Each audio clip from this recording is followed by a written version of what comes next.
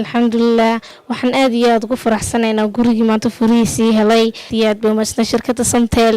aad iyo aad bay u mahadsantahay shirkadda isgaarsiinta casriga ah ee Somtel oo munaasabad ballaaran oo ay ku qabatay magaalada Hargeysa waxay ku bixisay guri casri ah oo qalabaysan isla markaana leh internet bilaash ah waxaana furaha gurigaasi lagu wareejiyay macmiilkii toddobaadkii hore ku guuleystay oo magaceeda la yiraahdo Bilan Axmed Maxamed oo ku nool magaalada Hargeysa ugu horeyn waxa munaasabadaasi faahfaahin dheeriya ka bixiyay madaxa waaxda suuqgeynta ee shirkadda Somtel Khadar Cabdiraxmaan Cabdulaahi waxaana hadaladiisii ka mid ahaa saad ka warqabtaanba shirkadda Somtel waa runtii shirkad wadaniya oo jecel mar walba inay macaamiisheeda wax ku soo celiso isla markaana ay siiso abaalmarino kala duwan sanadkii u dambeeyay ee 2021 waxaanu bilownay barnaamij la oran jiray ku guuleyso 10,000 oo abaalmarinood barnaamijkaas waxa uu soo socday sanadkii hore oo dhan waxaanu ku bixinay abaalmarino kala duwan waxa kamid ahaa abaalmarinihii lagu guuleystay geel baa kamid ahaa ari baa kamid ahaa dahab baa kamid ahaa iyo qalabka electronics oo fara badan adeegyada shirkadda oo fara badan dhul baa kamid ah waxyaalihii uu guuleystay gobolada laga guuleystay meelo badan oo kalaba sidoo kale abaalmarintii ugu weyneyd uguna ballaadnayd sanadkii hore barnaamijkan soo bandhignay ee 10,000 hadiyadood wuxuu gurigani makaayino ag taaganay naga dambeeya gurigan oo runtii ah guri cusub oo dhawaan la dhisay isla markaana aan cid hore isticmaalin oo maaragtay aynu hadda bacda aanba laga jarayo xariga laga jarayo sidaad ka warqabtaanba 31 bishii koobaad hadda ina dhaaftay waxa ku guuleystay macmiil kamida macaamiishayda oo macmiilkaas oo la yiraahdo Bilan inantaas waa noo baarigeena waana noo hambalyeynayna waxaan leenahay Allah ku barakeeyo waxaanu runtii marka insha Allah maanta xafladan ay daaran tahay in Bilan gurigii ay ku guuleysatay lagu wareejiyo gurigina waa kan aynu taaganahay waxaanu ugu talagalay in marxaati laga ahaado oo xaafadda jigjiga yar ee uu ku yaalo gurigani oo iyo gaar ahaan baagaarka Mansoor dadka degan iyo bulshada degan oo macaamiisheedu ay ugu horeyso waxaan aad iyo aad ugu hambalyeynayaa dhammaanba guuleystayaashii barnaamijkani muddadii uu socday oo runtii muddo sanad ahayd sidoo kale guuleysta Bilan Axmed Maxamed iyo hooyo Nimco Daahir Qalinle oo ah qoyska ku guuleystay gurigan ayaa aad iyo aad ugu mahad celiyay uguna duceeyay shirkadda wadaniga ee Somtel ما شاء الله dareenkayga lama soo koobi karo alxamdulillaah rabbil caalamiin maalintii la soo sheegay ilaa maanta wallahi isku dareen alxamdulillaah aad iyo aad baan ugu mahad celinayaa madaxda inta soo qaybqaabisay shaqaalaha Somtel aad iyo aad baad mahadsantiin dhamaantiin Somtel baa mahadle iyo madaxdeeda alxamdulillaah rabbil caalamiin waan hambaliyeynayaa shirkadda Somtel aad bay u mahadsantahay 100% dadweynaha bilaadanka way ka warhaysaa oo adarkasiin danyarta way ilaalinaysaa oo adarkasiin laakiin shirkadaha kale ba ilaaliyaan danyarta oo adarkasiin marka waxa weeyaan aad bay u mahadsantahay waxaan salaamayaa maayirka Hargeysa oo ilaahay u bariyay inuu danyar hesho gurigaasi oo ay u hirgashay ayaan isagana hambaliyeynayaa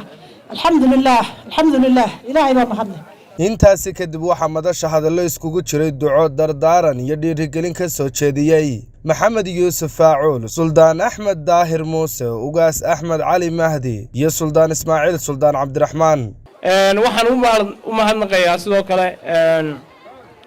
dhammaan ehelka inanta oo yimid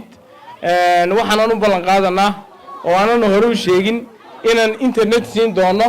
muddo sanad ah oo gurigaasi internetkiisu uu free noqon doono hadii la yiraahdo si ay danahooda iyo internetka baahiyaha gaarka ee lagu fushado ay ugu fushadaan waxa halkan sharaf mudan oon ilaahay uga baryeynaa inanta ku guuleysatay guriga qaaliga ah inuu ilaahay uga dhigo kii ay ku degto ay ku reysato ay kaga baxdo dhibaatooyin guri ka haysan lahaa ducaynu ugu daraynaa waxaan odhanahay shirkadda Somtel tanuun maaha waxyaalo badan baan uga soo joognay khayr Allah siiyo Maxamed Saciid iyo caruurtiisana Allah u barakeeyo waxaan hambalyeynayaa reerkan ku guuleystay gurigan quruxda badan iyo goobtan quruxda badan iyo shirkaddan quruxda badan ee ugu deeqday gurigan waa guri loo baahnaa reerkuna u baahan yahay shirkadda waxaynu leenahay waa ku mahadsantiin marka u horeysa waxaan u mahadnaqayaa shirkadda Somtel ee soo qabanqaabisay xafladan ee soo haneysay wixii ay ballan qaaday ee bakhtiyaar nasiib ahaa ee ay reer somalilan guud ahaan u soo bandhigtay maanta ka dhabaysay inaanay been ahayn wixii ay dadka u sheegi jireen oo indhaheenna aan ku arkayno ciddii ku guulaysatay inaynu arkayno waxaan leeyahay shirkadda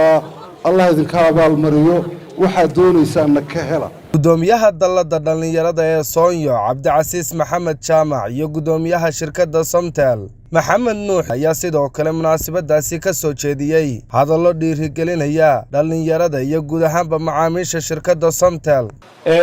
waxaanu kaloo aan u keennay guulaystihii bilan maxamed axmed iyo hooyadeed nimco si ay u arkaan dadweynuhu in ay tahay si nasiib leh oo qadar alle leh oo aanan anagu dooran qof shaqaale ah ama qof shirkadda si kale ugu xidhan ee uu yahay qof macaamiisha shirkadda ka mid ah oo uu sistamku doortay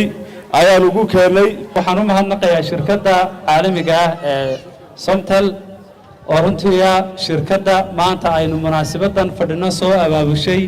kuna abaalmarinaysa mid ka mid ah macaamiisheeda siinaysana abaalmarin qiimo badan oo runtii kuwa la siiyo kuwa ugu waaweyn inanta la siiyey ee ku guulaysatay waxaan leeyahay ilaahay ku barakeeyo adiga iyo qoyskiinaba. ugu dambeyntii waxaa madashaasi soo gabagabeeyey mas-uuliyiinta kale ah maayirka caasimadda hargeysa cabdikariin axmed mooge wasiir mustafa axmed cali bile iyo wasiir cabdulaahi abakar cismaan waxaana hadalladoodii ka mid ahaa waxaan ilaahay uga xamdinaqaynaa halkan maalintii horeynu joognay ilaahay baanu barinay furaha lay dhiibay ilaahay waxaan ka baryay in gurigan uu ku guulaysto qoys baahi u qaba waxaanan ilaahay uga xamdinaqayaa in qoyska hele uu yahay qoys u baahnaa sidoo kale shirkadda somtel waxaan ugu ducaynayaa iyagana inay bakhtiyaar nasiib ummadda dhex dhigeen oo guriga qiimahan leh markaa dadka reer hargeysa ay dhex dhigeen iyo somalilanba